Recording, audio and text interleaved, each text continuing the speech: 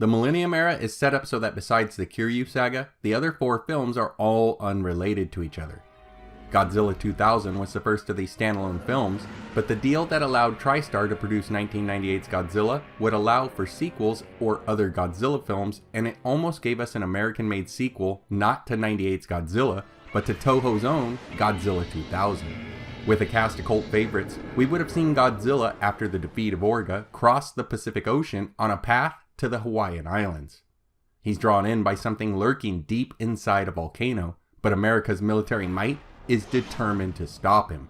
This is the story of Godzilla Reborn.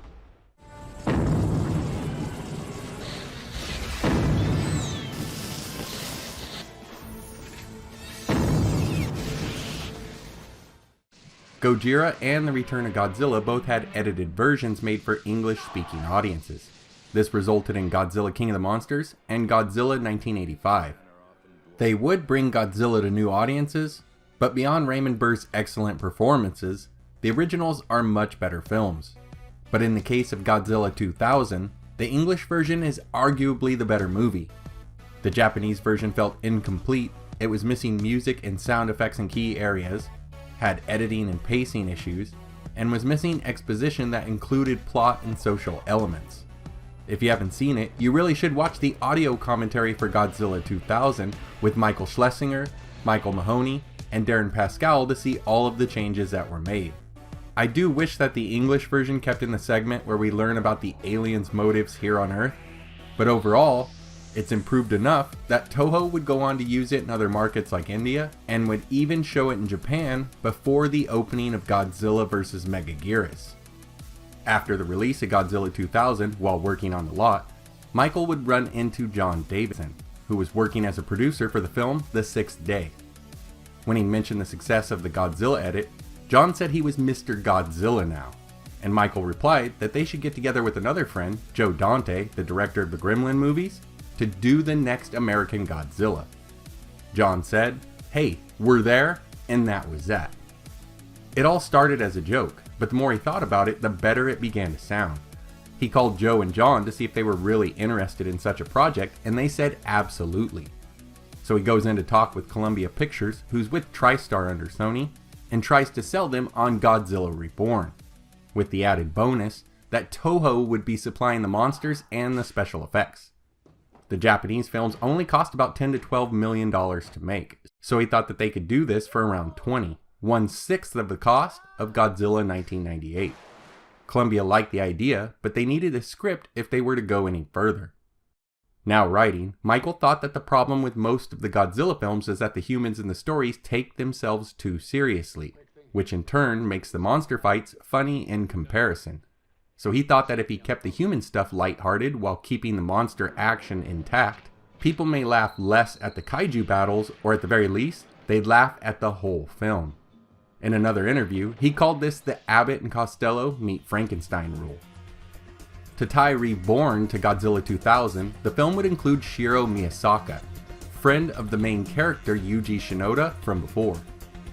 Reborn was set to take place mostly in Hawaii, so I'm guessing that the intro may have been in Japan. The lead character here would have been a female reporter from Los Angeles who was visiting Hawaii on vacation. She's upset with the line of work that she's currently in, longing for more serious journalism. The male lead considers himself a ladies' man and is the owner of a local motel. The two would meet, argue, and eventually fall for each other. Possibly using the hotel, an international scientist group arrives on the island for a convention, and Miyasaka is an assistant to one of them.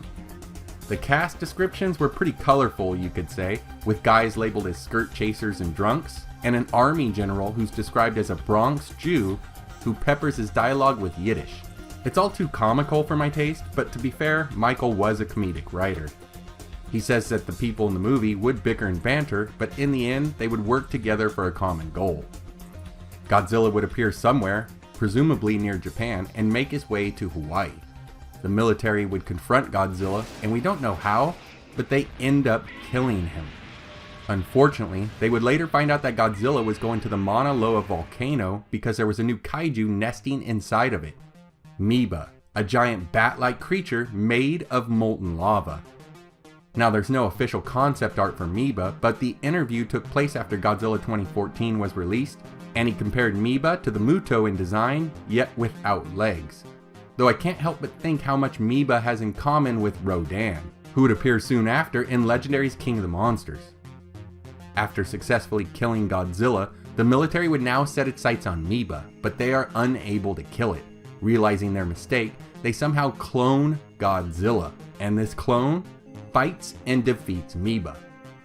Now Toho Studios signed off on nearly all of this, except for one thing: you can't kill Godzilla. To make the change, a second script was written where the Big G was instead put into a coma by the military and later woken back up to fight Miba.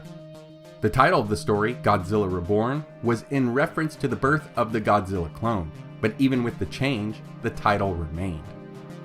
An interesting aspect of the film that we didn't get to see fleshed out was that Michael wanted to play with the contrasting way that Japan and America both looked at Godzilla. He thought that most Americans saw Godzilla mostly as a hero, whereas he thought that in Japan, they saw Godzilla as pure destruction. As for the actors that Michael had in mind for the film, he wanted people with cult followings, people like Bruce Campbell, Jamie Lee Curtis, Scott Bakula, Christopher Lee, and Leonard Nimoy. He would also mention Ken Takakura, Bob Picardo, Belinda Belaski, and Dick Miller, all talented actors that would fit with the smaller budget. So why didn't Godzilla Reborn get made? Well, when Michael finished the second script, Sony had a new head of production, Sid Gaines, and unfortunately, he wanted nothing to do with it. He told Michael, "I'm in the Spider-Man business. $20 million movies aren't even on my radar." It turns out that Sony had already paid Toho $5 million for a sequel in the '98 deal, but they just wrote it off. Now Michael did try to go with another studio, but Toho wanted too much up front in a new deal, and Godzilla Reborn was no more. So what are your thoughts on Godzilla Reborn? I know I'd love to see another try at a collaboration between American studios and Toho Studios, but I'd hope that they would take Godzilla and the material in a more serious nature. Let's discuss down in the comments. And as always guys, thanks for watching. Your likes, shares, comments, and subscriptions go a long way towards helping the channel grow. Take care, and I hope to see you next time.